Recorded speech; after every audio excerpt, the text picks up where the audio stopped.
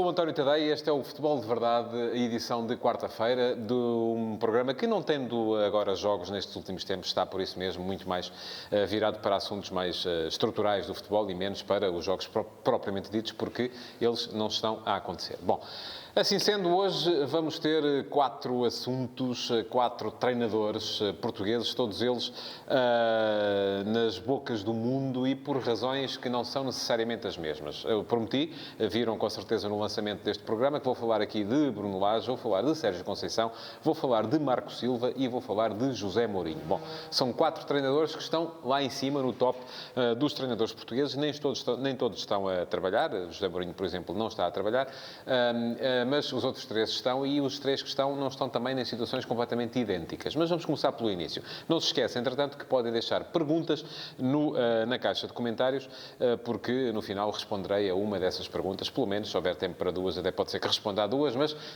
comecem desde já a mandar perguntas. Não tem que ser sobre estes assuntos, tem que ser sobre futebol, e eu no final responderei às perguntas selecionadas pela equipa de produção deste Futebol de Verdade. Mas começando em Bruno Lage, o que é que se passa com Bruno Lage? Bom, o que se passa com Bruno Lage é que parece começar a haver, e a comunicação do Benfica nesse aspecto trabalha, e trabalha bem, parece começar a haver uma tentativa da comunicação do Benfica de enaltecer aquele que é o trabalho que tem sido bom. É preciso dizer, tem sido muito bom, tem sido fantástico, de Bruno Lage, no momento em que os últimos resultados e, sobretudo, as 2 derrotas em jogos da Liga dos Campeões desta época, a derrota em casa contra o Futebol Clube do Porto, no jogo do campeonato também, levaram a que, na bancada, já começa a circular muito zum-zum de que, afinal de contas, Bruno Lage não é o treinador de que o Benfica precisa. Já houve notícias a circular também de que o Benfica estaria interessado em fazer regressar, imagine-se, Jorge Jesus, que ele seria, inclusive, o favorito do Presidente. Não tenho razão nenhuma para acreditar que isso seja verdade, e tenho ainda menos razões para acreditar que Jorge Jesus, neste momento da sua vida, quisesse voltar para o Benfica já. Porquê? Porque Jesus está muito bem encaminhado para chegar à final da Copa Libertadores, que, se a ganhar, poderá estar no Campeonato do Mundo de Clubes, e está muito bem encaminhado também para ser campeão brasileiro. Portanto, não me parece que seja por aí. Agora, o que é verdade é que tem havido já alguma contestação nas bancadas, nas vozes da oposição, perante aquilo que é o trabalho de Bruno Lage. Sem razão, digo eu. E porquê é que digo que a comunicação do Benfica se está a mexer? Porque já apareceu hoje Luizão a falar precisamente de Bruno Lage e a enaltecer o trabalho de Bruno Lage, e com razão, neste caso, de Luizão, porque me parece que aquilo que Bruno Lage fez no Benfica tem sido muito positivo. Bruno Lage pegou numa equipa que estava destruída na época passada, pegou nela em que já começava a questionar-se, inclusive, naquela altura, a possibilidade do Benfica se qualificar para a Liga dos Campeões e até, se calhar, para as competições europeias. Tão mal estava a espiral de resultados. Pegou nela e ganhou 16 dos 17 jogos da segunda volta, foi campeão nacional, recolocou a equipa diretamente na Liga dos Campeões, começou muito bem a época, já ganhou a Supertaça, e depois é verdade que sim, ficou ali um bocadinho engasgado com algumas indefinições no modelo da equipa, que têm a ver com 2 coisas. A primeira questão, a ausência de João Félix, e isso é muito importante, sobretudo do ponto de vista da criação, e depois também a composição do meio-campo. Lage não está a acertar, neste momento, com os jogadores ideais para aquela posição. Acredito que ele vai, durante este período de interrupção, perceber um bocado melhor aquilo de que a equipa precisa, e eu já o disse aqui algumas vezes, acho que aquilo de que a equipa precisa é de um bocadinho mais de contemporização na zona do meio-campo, para que toda a equipa possa vir a ser envolvida. Mas aquilo que vai definir a qualidade do trabalho de Bruno Lage serão necessariamente os próximos meses, e não são estes meses que já passaram neste momento na época, até chegarmos a este momento. O Benfica, no ano passado, por esta altura, estava pior do que está neste momento, e creio que tem condições, Bruno Lage tem plantel para isso, para fazer melhor daqui para a frente. E com isto, damos o salto para Sérgio Conceição. O que é que se passa com Sérgio Conceição? Pois bem, são as notícias, são os zunzuns, e já se sabe, era o que dizia Carlos Carvalhal, naquele tema de que falámos aqui ontem. Quando não há jogos, começa a falar-se muito destas coisas, zunzuns de mercado, especulação para aqui, especulação para acolá, e aquilo que se dizia era que Sérgio Conceição estaria nos planos do Lyon. Ora, o Lyon, neste momento, é um saco de gatos, onde eu, se fosse ao Sérgio Conceição, não ia querer meter-me, porque aquilo não não me parece que esteja a funcionar muito bem esta experiência de Juninho como diretor desportivo. Falhou logo rotundamente na escolha do primeiro treinador, que foi o Silvinho. Vamos ver se acerta no segundo, mas para já as coisas não parecem estar muito bem encaminhadas para aquilo que é o Lyon, sobretudo em termos internos. Em termos externos, ainda assim, a vitória recente frente ao Leipzig e fora de casa, ainda por cima na Liga dos Campeões, atenuou e de que maneira o empate cedido em casa frente ao Zenit na mesma competição e, portanto, a equipa parece bem lançada. Agora, o que é que poderia haver para um treinador como Sérgio Conceição no Lyon? Poderia haver mais dinheiro.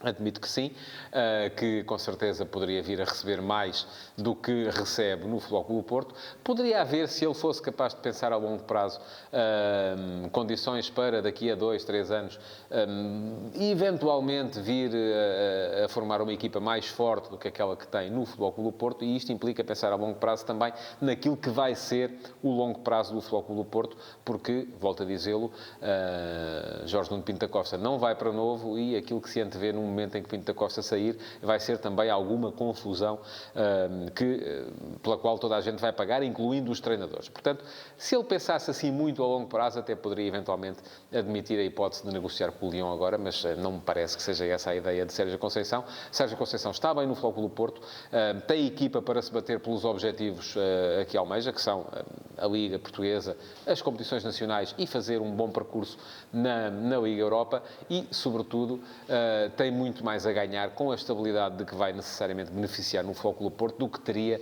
a ganhar com aquilo que viesse a experimentar, com certeza, no Lyon, em que se resistisse a estes primeiros 6 meses até poderia eventualmente vir a fazer coisas boas, mas a questão era mesmo essa, é resistir a 6 meses numa organização que, ao contrário do Futebol Clube do Porto, está neste momento muito, mas mesmo muito instável. Portanto, não me parece que seja a ideia de Sérgio Conceição sair do Futebol Clube do Porto, muito menos para se ir meter numa confusão como é o Lyon neste momento. E com isto passamos para o seguinte, e o seguinte é Marco Silva. Bom, Marco Silva viu ontem a administração do Everton manifestar nele confiança. Portanto, e costuma dizer-se que quando se é preciso, um treinador precisa de um voto de confiança, é sinal de que alguém desconfia. E há muita gente a desconfiar neste momento do trabalho de Marco Silva no Everton. A equipa não deu o salto que era suposto ter dado nesta temporada, depois de um primeiro período de adaptação, e já se sabe que neste momento no futebol, sobretudo no futebol do altíssimo capital, a paciência é pouca e aquilo que se espera é que o Everton comece a render e comece a render mais rápido. Não houve assim tantos reforços quanto isso, para que possam ser feitas grandes exigências a Marco Silva, mas ele sabe perfeitamente que ou a equipa começa a render ou ele, muito provavelmente, não vai viver aquela confusão que é o Natal no futebol inglês, com os jogos no Boxing Day e tudo isso. A partir daí, poderá ficar numa situação semelhante àquela em que se encontra neste momento o José Mourinho, e o problema de treinadores como Marco Silva e José Mourinho, que são treinadores de grande qualidade e já com algum passado, muito mais José Mourinho, obviamente, do que Marco Silva, é o de não poderem aceitar depois qualquer coisa que lhes apareça pela frente. E isso é mais notório ainda no caso de Mourinho. Mourinho aparentemente quer trabalhar, ainda agora se viu perfeitamente naquilo que o Luís Campos disse, que o futebol não pode passar sem o contributo regular de José Mourinho. Também acho isso, acho que é inegavelmente dos treinadores que marcaram o início do século, no futebol mundial, não é só no futebol português, é no futebol mundial, e o futebol não pode dar só ao luxo de ficar sem ele, quer se goste, quer não se goste, quer se goste daquela lógica dos mind games, do conflito permanente, da gestão através do conflito, em que José Mourinho pareceu especializar-se depois de um início em que era um treinador também mais jovem, mais próximo dos jogadores, mais dado a outro tipo de liderança, a liderança que ele tem manifestado ultimamente, sobretudo desde que saiu do Inter para o Real Madrid, tem sido diferente, tem sido uma liderança para atacar clubes que já são hegemónicos, o caso do Barcelona em Espanha, e agora também mais recentemente o caso do Manchester City em Inglaterra, quando esteve a trabalhar no United. Portanto, é um chip que Mourinho tem, eu acho que ele, da mesma forma que o adotou, também poderia adotar outro. Aquilo que interessa é a qualidade no campo, e essa creio que ele sempre demonstrou e não deixaria de a demonstrar. Falo disto porque Mourinho foi cogitado para eventualmente poder vir a ser treinador do Milan, acabou por não ser o escolhido. Dizia-se ontem, e falei aqui disso também, que Mourinho tinha contra ele o facto de estar fortemente ligado ao Inter, o grande rival do Milan na cidade. Pois então, o que dizer de Stefano Pioli, que quando treinou o Inter, e não foi durante muito tempo, manifestou-se nerazzurro para toda a vida, enfim, fez aquelas juras de amor que uma pessoa, quando é profissional, sabe que não deve fazer. Ele fê-las e foi nomeado treinador do Milan. Está a ver isso tudo a voltar contra ele, não é? Mandou as coisas contra o ventilador e agora volta tudo de volta, e estão-lhe a acertar na barba, e é capaz de não sair dali coisa bonita. Mas bom, a reflexão que fiz hoje no último passo de manhã foi precisamente sobre o Milan e sobre a situação em que o clube se encontra.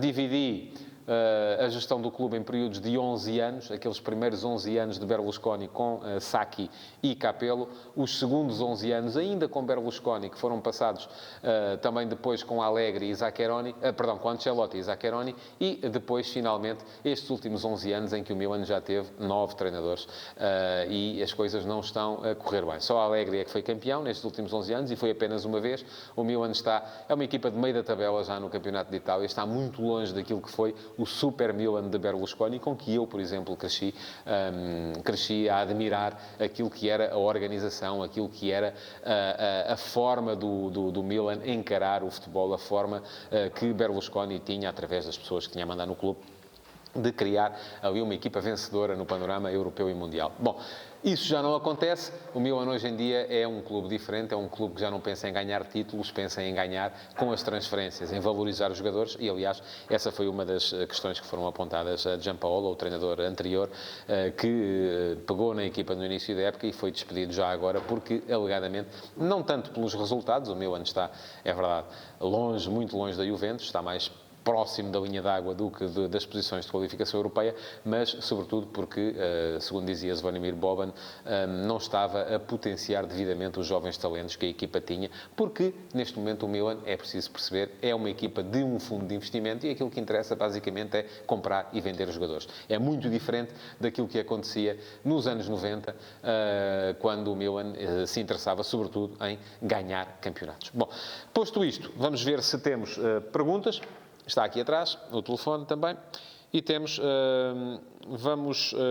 vou responder ao Diogo Sampaio. Olá, Diogo, muito bom dia. Pergunta ao Diogo, deverá o Benfica continuar a apostar num Laje que de europeu não tem nada? Deverá reforçar a equipa em janeiro? Deverá tentar um regresso de Jorge Jesus? Bom, já falámos um bocadinho sobre isto, já falei um bocadinho sobre isto, mas vou voltar a explicar. Não creio que Laje não tenha nada de europeu. Enfim, afinal de contas, aquilo que vimos do Benfica no início da Liga dos Campeões deste ano foi um bocadinho aquilo que vimos do Benfica na Liga dos Campeões do ano passado e de há 2 anos e por aí fora. Portanto, não é um problema de Laje, é um problema do clube, é um problema da equipa. E depois pergunta-me se deverá reforçar a equipa em janeiro. Eu acho que o plantel do Benfica é suficiente para atacar as frentes que está a atacar. É claro que nunca se diz que não a um bom reforço, se ele for de facto para acrescentar, mas não creio que seja esse também o problema. Eu acho que o problema, e também não tem a ver, sobretudo, com o regresso de Jorge Jesus, que não creio que queira voltar neste momento, já o disse há bocadinho, e também, se formos a ver, Jorge Jesus na Liga dos Campeões também não fez assim tanta coisa. É verdade que chegou a 2 finais da Liga Europa, mas a Liga Europa é todo um outro campeonato, tem pouco a ver com aquilo que é a Liga dos Campeões, e o próprio Bruno Lage, na época passada, muitas vezes a jogar com suplentes, ainda foi passando umas eliminatórias de Liga Europa até cair nos quartos de final aos pés do Eintracht de Frankfurt. Bom, portanto, eu creio que ali a questão não tem muito a ver, tem a ver com 2 jogos. Tem a ver com 2 jogos que correram mal num período em que a equipa está, de facto, a jogar menos do que jogou no início da época. Eu acho que se o Benfica recuperar o futebol que tinha no início da época, e isso passa muito por definir ali as funções a meio campo, as funções do segundo avançado, poderá, com certeza, ainda conseguir bons resultados na Champions. Já não digo que vá a tempo, se calhar vai ser muito complicado ir a tempo de se qualificar. Teria de, pelo menos, nas 4 jornadas que faltam, fazer 3 vitórias e 1 empate, e isso não é garantido que funcione. O que funciona, de certeza, são 4 vitórias, mas a questão que falta perceber, então, é ainda poderá fazer ali algumas flores e ganhar alguns jogos e conseguir, com certeza, isso sim, a qualificação para a Liga Europa, onde aí poderá fazer carreira. Portanto, acho que É precisamente contra isso que a comunicação do Benfica tem andado a bater-se, a tentar fazer passar a ideia, através de entrevistas e de afirmações dos seus principais protagonistas, de que Lage é um treinador de futuro. Portanto, eu creio que o Benfica quererá, neste momento, apostar em Lage, e eu acho que faz todo o sentido, tendo em conta a qualidade de trabalho que eles têm vindo a demonstrar até este momento. Chegamos assim ao fim do programa de hoje. Quero agradecer-vos por terem estado desse lado e pedir-vos que reajam, que metam like, que partilhem. Volto a insistir, as partilhas eu ontem não pedi e voltaram a cair, não pode ser. Partilhem este espaço no vosso Facebook e que comentem, já não tanto para fazer perguntas, porque as perguntas eu já respondi, mas podem continuar a comentar aquilo que eu estiver para aqui a dizer. Por fim, não se esqueçam que o Futebol de Verdade já existe em podcast e que podem perfeitamente também ir ao vosso fornecedor de podcasts e subscrever o programa para receberem a notificação sempre que há uma nova emissão, e ela é todos os dias, de segunda a sexta-feira. Muito obrigado por terem estado aí e até amanhã.